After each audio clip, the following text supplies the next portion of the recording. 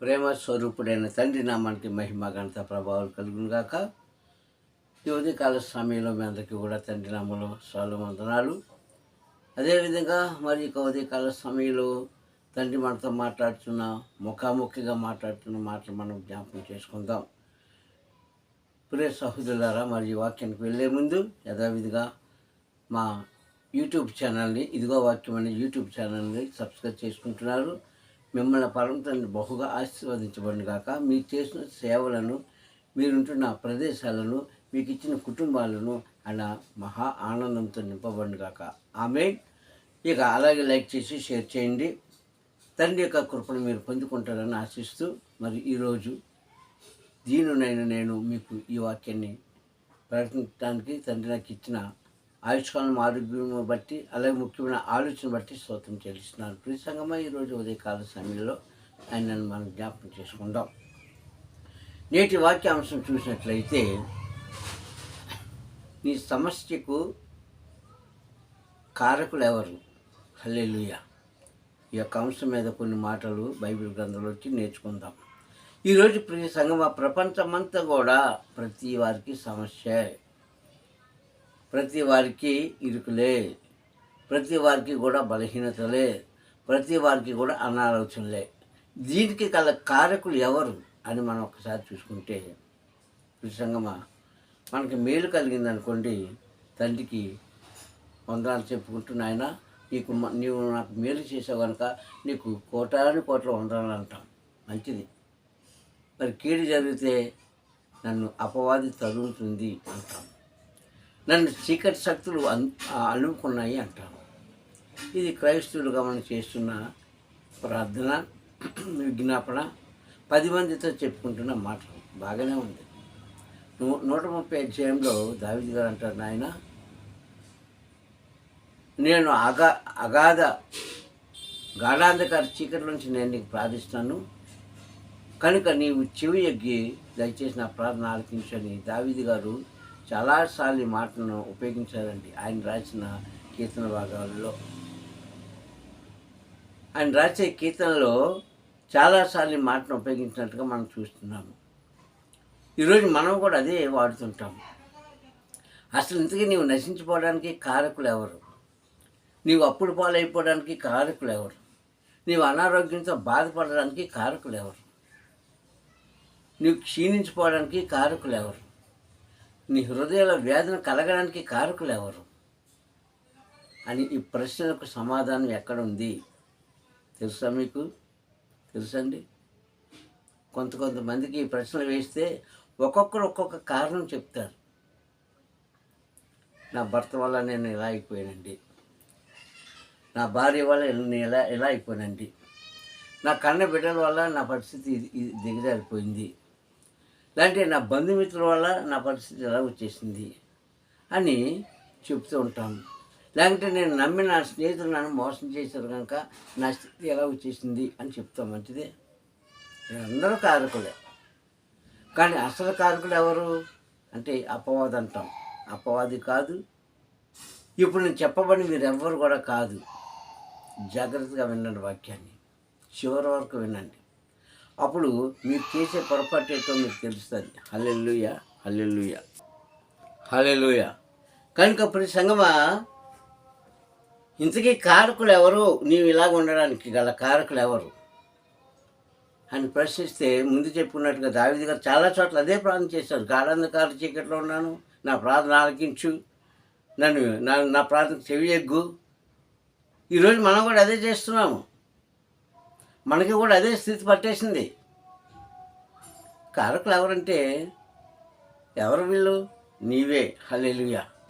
నీ జీవితము నాశనం అయిపోవడానికి గల కారకులు నీవే. నేనెవరు పాడు చేయలేదు, నీకెవరు చెడ్డమాట చెప్పలేదు. నీ హృదయం నుంచి వచ్చిన ఆలోచనే నీ జీవితాన్ని ఈరోజు ఎలా చేసేసింది. ఖచ్చితంగా ఎవరైనా సరే ఇతరుల మీద ఎందుకు నువ్వు నింద వేస్తావు? వాళ్ళ మీద ఎందుకు నింద వేస్తావు? భర్త మీద, లేక భార్య మీద, బిడ్డల మీద, అంటే బంధువుల మీద, స్నేహితుల మీద ఎందుకు నువ్వు నింద వేస్తావు? ఎందుకంటే తండ్రి నీకు కూడా ఒక మంచి మనసు ఇచ్చాడండి ఆలోచించుకోవడానికి. జ్ఞానం ఇచ్చాడు ఆలోచించుకోవడానికి. ఆ బ్రెయిన్లో ఏంటి మెదడు పెట్టాడు ఆలోచించుకోవడానికి. ఒక మాట మాట్లాడే ముందు, ఒక పని చేసే ముందు ఆలోచించుకో ప్రియ సహోదరి సహోదరులారా. నువ్వు ఎందుకు నాశనం అయిపోతావు? ఒకరు ఒక మాట చెప్తారు, దాన్ని గుడ్డిగా నమ్మకూడదు మనం. ఒకరు ఒక మార్గంలోకి రమ్మంటారు, నువ్వు వెళ్ళిపోకూడదు. ఎవరో ఏదో చేయమంటారు, నువ్వు చేసేయకూడదు. అది చేసే ముందు, వినే ముందు, వెళ్ళే ముందు అసలు నీకు నీవుగా ఏం ఆలోచించుకుంటున్నావో ఒకసారి ఆలోచించుకుంటే నీ జీవితం ఎందుకంటే పతనం అయిపోద్ది. ఈరోజు ప్రియ సహోదరు సహోదరులారా, ఎవరైనా సరే, యవ్వన బిడ్డలు కావచ్చు, నడివయసులు కావచ్చు, పెద్దవారు కూడా కావచ్చు. ఎందుకైపోతుంది? చెప్పుడు మాటలు ఆలకించితే నీకు నీవే మోసగించుకుంటున్నావు. బైబిల్ ఖచ్చితంగా చెప్తుందండి, నీ పక్కకు చేరి నీ ఆలోచనని తారుమారు చేస్తారు, జాగ్రత్త. నీ పక్కనే ఉంటున్న నీ జీవితాన్ని పతనం చేయడానికి ప్రణాళిక ఏర్పాటు చేస్తారు, జాగ్రత్త. చెప్పిందా లేదా బైబిల్లో? తండ్రి చెప్పాడా లేదా? మనకి జ్ఞానం ఇచ్చాడే. ఆ జ్ఞానం ఏం చేస్తున్నావు ఈరోజు? బజార్లు అమ్ముకుంటున్నావా? జ్ఞానం నడి వీధిలో కేకలు వేస్తుందని వాక్యంలో ఉంది కదా, ఇర్మియా గ్రంథంలో. అలాగే నీ జ్ఞానం ఏమైపోతుంది ఈరోజు? అందరికి ఇచ్చిన జ్ఞానమే నీకు ఇచ్చాడు, అందరికి ఇచ్చిన మనసే నీకు ఇచ్చాడు, అందరికి ఇచ్చిన ఆలోచన నీకు ఇచ్చాడు. మరి నువ్వెందుకు అలాగా ఇతరుల మీద అంటున్నావు? చెప్పుడు మాట ఎవరన్నా వినమన్నారు నిన్ను? వారు వెళ్ళే మార్గంలో నిన్ను ఎవరనమన్నారు? వారి తలంపులో నువ్వెందుకుంటున్నావు? వారి సమస్యలో నువ్వెందుకు పాల్పంతులు పంచుకుంటున్నావు? అలా చేయబట్టే నువ్వు నశించిపోతున్నావు. కారణం ఏంటి? బైబిల్ చెప్తుంది, నీ జీవితానికి నీవే కారకుడివి, ఇంకెవరో కాదు. నా జీవితానికి నేను బాగుపడాలన్నా పాడైపోవాలన్నా నాకు కూడా మనసు ఇచ్చాడు, నాకు కూడా ఆలోచించాడు, నాకు కూడా మార్గాన్ని చూపించాడు. ఒకసారి కాకపోతే ఒకసారైనా దాని మార్గంలోకి వెళ్తే నీ జీవితం సఫలమవుతుంది. ప్రతి సంగమా, నా జీవితం సఫలమవుతుంది.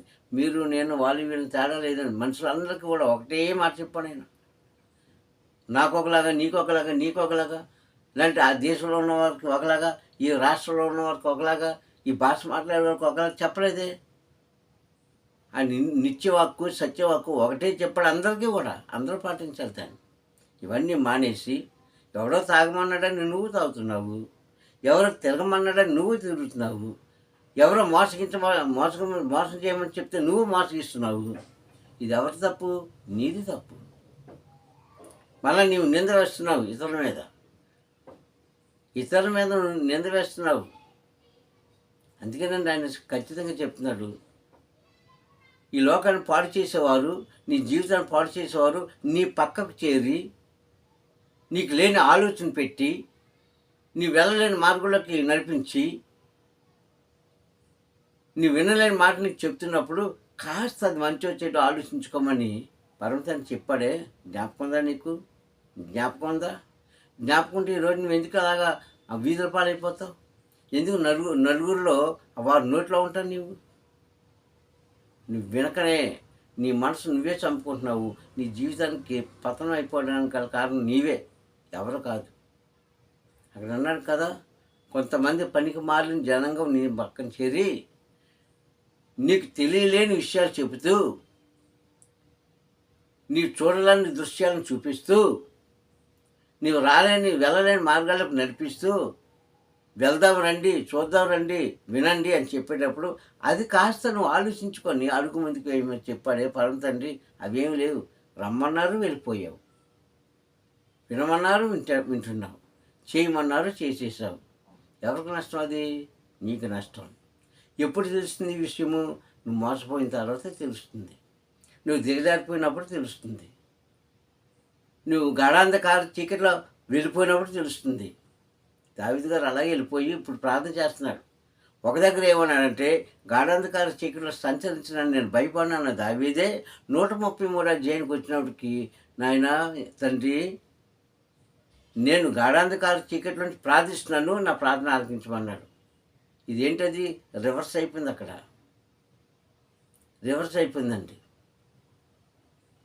అందుకే నీకు పనికిరాని వారు నీకు చెప్పే మాటలను వినేటప్పుడు కాస్త ఆలోచించుకోమంటున్నాడు. ద్వితీయోపదేశ కాండము 13వ అధ్యాయంలో 13వ వచనంలో ఈ మాటలు మీకు కనిపిస్తాయి. ద్వితీయోపదేశ కాండము 13వ అధ్యాయము 13వ వచనంలో వాడు అంటాడు కదా, పనికిమాలిన కొందరు నీ పక్కకు చేరి నీకు తెలియలేని మాటలు చెబుతూ పురప్రజలను నీకు తెలియలేని దేవతను పూజిద్దాం రండి అని పురప్రజలు నీకు చెప్పిన మాట, పురప్రజలు ఊళ్ళో ఉన్న వాళ్ళంతా చెప్పినప్పుడు అది మీరు బాగా యోచించి ఆలోచించి అడుగు వేయండి అని చెప్పాడే. షార్ట్కట్లో చెప్తున్న వాక్యాన్ని అర్థం. మరి ఆలోచన లేదు, ఏమీ లేదు. లేటికి లేచిందే పరుగంట పెద్దలు అంటుంటారు. ఇంకా అది ఎక్కడికి వెళ్ళిపోతుందో దానికి తెలియదు. గోతులోకి వెళ్ళిపోతుందో లేదంటే లోయలోకి పడిపోతుందో దానికి తెలియదు. లేవగానే పరుగు పెడుతుంది. అలాగే మనం కూడా విన్న వెంటనే వెళ్ళిపోతుంటాం. వాళ్ళ వెనకాల ఆ మాటలో మునిగిపోతాం, ఆ మోసపు క్రియలో మునిగిపోతాం. అన్నీ అయిపోయిన తర్వాత మళ్ళీ పరమ తండ్రి దగ్గరకు వచ్చి, నాయనా నేను ఆ జీవితం నశించిపోయిందని ప్రార్థన చేస్తుంటాం. అందుకే నేనంటాను, నీ నీ జీవితం బాగుపడడానికి కల కారణం నీవే. నీ జీవితం నాశనం అయిపోవడానికి కల కారణం నీవే. ఒక వ్యక్తి చక్కగా చదువుకున్నాడు, ఒక అబ్బాయి చక్కగా చదువుకున్నారు. వీళ్ళు ఎలా అభివృద్ధి రావడానికి గల కారణం ఏంటి?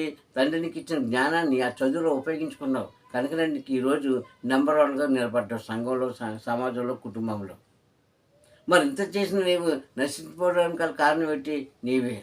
మనం అంటాం కదా, కష్టపడి పరీక్ష రాసానమ్మా, కష్టపడి పరీక్ష రాసాను నాన్న, నేను ఖచ్చితంగా పాస్ అవుతాను, నేను అనుకున్నది సాధిస్తాను అని నీ మీద నీవు నమ్మకంగా ఎలా చెప్తావో, అలాగే చెడు మాటలు వినేటప్పుడు, చెడు మార్గంలోకి వెళ్ళేటప్పుడు, చెడుతో స్నేహం చేసేటప్పుడు అప్పుడు నీ మనసులో నువ్వు ఆలోచించుకోవాలి కదా. ఎవరి మీద నిందవలసిన పని లేదండి ప్రతి సంగమా. అదే చెప్తుంది బైబిల్. ఓ ఇశ్రాయేలురా, మీకు జ్ఞానం ఇచ్చాను కదా, మీకు తెలుగు నేర్పించాను కదా, మీరు ఏ మార్గంలోకి వెళ్తే మీరు ఆశీర్వదించబడతారో అది కూడా నేను చెప్పాను కదా.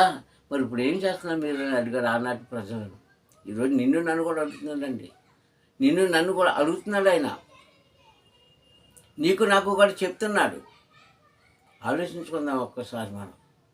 ఈరోజు నీ జీవితం పతనం అయిపోవడానికి కారణం ఎవరంటే ఎవరో కాదు, నీకు నీవే. మోసపోతున్నారండి. చెప్పుడు మాటలు విని మోసపోతున్నారండి. దగా చేసే వారితో స్నేహం చేసి మోసపోతున్నారండి. నీకు నీవే నీ ఆత్మని మోసగించుకుంటున్నావు. పైగా మనం చేసేదేంటి? భక్తి. మనకున్న పేరేంటి? క్రైస్తవులు.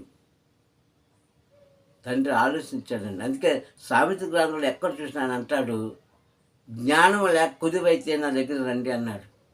ఆయన ఇస్తానంటున్నాడు. ఏ జ్ఞానం అది? ఈ లోకంలో సంతోషంగా, సౌఖ్యంగా నీ కుటుంబంతో కలిసి జీవించే జ్ఞానము. నీవు ఈ లోకంలోంచి వెళ్ళిపోయిన తర్వాత పరమ తండ్రి దగ్గరికి ఎలా చేరాలని గ్రహించుకునే జ్ఞానం. ఇది కావాలి మనకి. బాగుపడితే తండ్రి, పాడైపోతే అపవాది. ఇదే మనకు అలవాటు. అంతేగాని అయ్యో నేను వారి మాటలు వినే కదా మోసపోయాను, ఇంకెన్నడూ కూడా అక్కడికి వెళ్ళకూడదన్న ఆలోచన ఉందా? ఎవరో నిన్ను ఎందుకు మోసం చేస్తారు? ప్రియ సహోదరుడా, ప్రియ సంగమా, ఎవరో నిన్ను మోసం చేయరు. నీకు నీవే మోసగించిపోతున్నావు, నీకు నీవే నష్టం తెచ్చుకుంటున్నావు, నీకు నీవే అనారోగ్యం తెచ్చుకుంటున్నావు, నీకు నీవే బాధలు కొని తెచ్చుకుంటున్నావు. ఖచ్చితంగా అది అలా చేసేటప్పుడు కాస్త ఆలోచించండి. మీరేమనుకుంటారంటే నేను త్యాగం చేసేస్తున్నానండి, నేనేదో సహాయం చేసేస్తున్నానండి, నేనేదో వారి జీవితాన్ని నిలబెట్టేస్తున్నానండి అనుకుంటావు. కానీ అది ఒక దినాన్ని నీకు అది కీడే కానీ మేలు కాదు. ప్రియ సంగమా, మనుషుల యొక్క హృదయాలు అనటం మనకందరికీ బాగా తెలుసు. మనందరికీ తెలుసు కూడా. మనం ఏం చేస్తున్నామంటే ఇదిగో ఇక్కడ చేసిన ప్రార్థనలో మనం ఉంటున్నాం.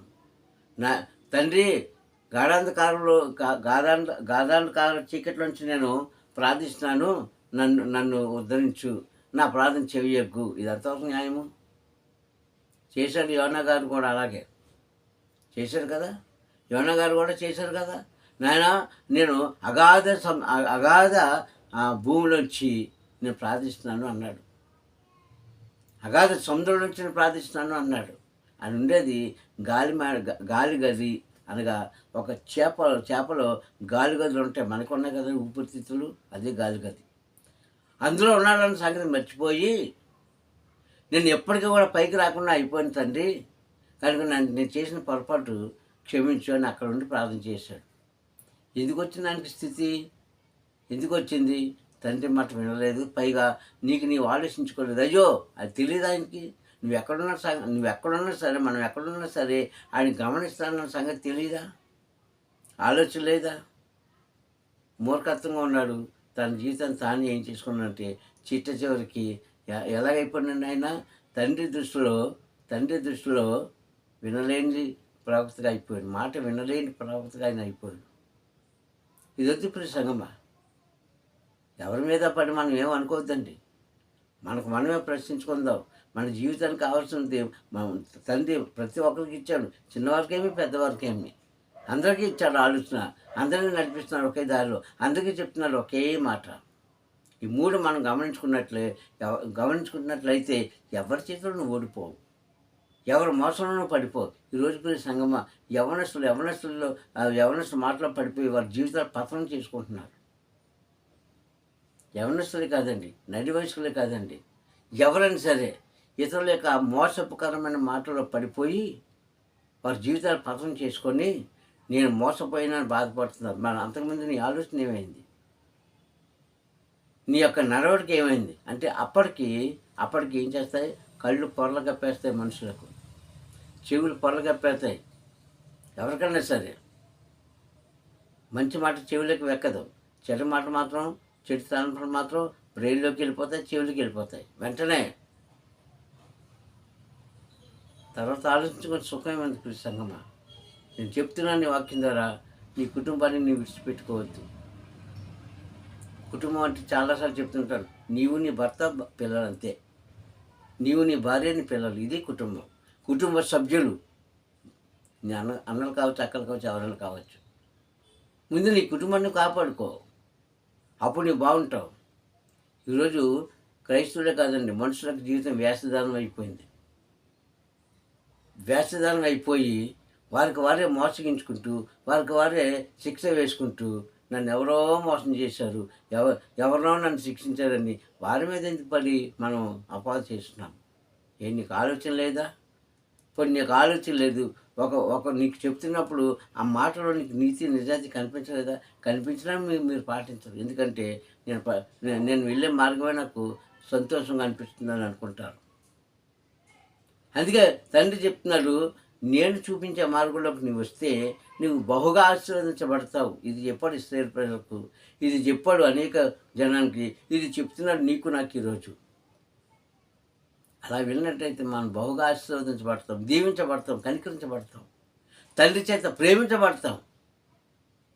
ఇవన్నీ విడిచిపెట్టేసి మూర్ఖుల వాళ్ళు ఉంటే అంటాడు కదా, ఈ యొక్క లోకంతో నీ సంబంధం కలిగి ఉన్నావు కనుక నీకు నాకు పాలుపంతులు లేవు అంటాడు.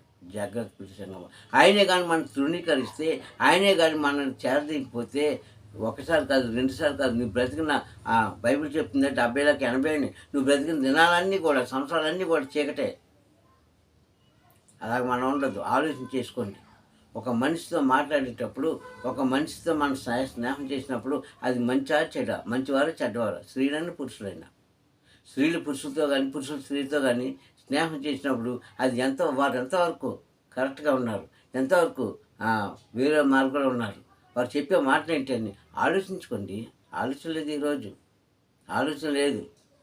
వెళ్ళిపోవడమే వాళ్ళ వెనకాల, స్త్రీలు పురుషుల వెనకాల వెళ్ళిపోవడమే, ఆ మాటలో పడిపోవడమే, ఆ వ్యామోహంలో పడిపోవడమే. అంతా అయిపోయిన తర్వాత నెత్తి నుంచి వచ్చాక అప్పుడు మళ్ళీ తండ్రి దగ్గరికి వచ్చి ప్రార్థన చేస్తుంటారు. అలాగే పురుషులు కూడా అంతే. జాగ్రత్త ప్రియ సంగమా, జాగ్రత్త. రాబోతున్న దినాల్లో తండ్రి చేత నీవు ఆశీర్వదించబడాలంటే, దీవించబడాలంటే ఇదిగో ఇప్పుడు చేసిన ప్రార్థన కాదు, కానీ తండ్రి నువ్వు నన్ను నిలబెట్టావు, నీవు నాకు అండగా ఉన్నావు, నీవు నాకు తోడుగా ఉంటున్నావు, నీవు నాకు ఆలోచిస్తున్నావు, నీవు నాకు అన్ని సమస్యలు ఇస్తావు కనుక నీ మార్గంలో నడిచే భాగ్యము నాకు దయచేయని ప్రార్థన చేయండి. గాఢంధకార చీకట్లో ఉన్నాను, అక్కడి నుంచి ప్రార్థన చేస్తున్నాను, నా మాట ఆలకించు. ఎందుకు వెళ్ళిపోయావు గాఢంధకార చీకటిలోకి? ఎందుకు వెళ్ళిపోయావండి? నీ హృదయ తలంపు సరిగ్గా లేక, నీ ఆలోచన సరిగ్గా లేక, నీ నడవడిక సరిగ్గా లేక నీకు నీవే దిగిపోయావు గోతులకు. ఎవరు దింపలేదు నేను, ఎవరు దింపలేదు. కనుక ఈరోజు మనం చేయవలసిన విజ్ఞాపన ఏంటంటే ఇవి. ముందు చెప్పుకున్నట్లుగా, నాయన నీవు నాకు సంతోషం ఇచ్చావు, ఆలోచన ఇచ్చావు, ఆరోగ్యం ఇచ్చావు, మంచి మార్గంలో నడిపిస్తాను కనుక తండ్రి, ఇంకా నేను ముందుకు కొనసాగలాను. ఈ లోకంతో నేను చెడ్డ వాటితో నేను స్నేహం చేయకుండా నా హృదయాన్ని కట్టుదిట్టం చేయని ప్రార్థిస్తే అది తండ్రి ఆలకిస్తారు. అప్పుడు మన ప్రార్థన చెవియోకి ఆకాశమండలం నుంచి మనకి ప్రతిఫలిస్తారని తెలియజేస్తూ నేను మాట ముగిస్తాను. తండ్రి కొద్ది వార్తలు నేను కూడా దీవించుగాక. హల్లెలూయా. ప్రేమకు దేవ, ప్రాణ స్నేహితుడా, నీకే స్తోత్రములు.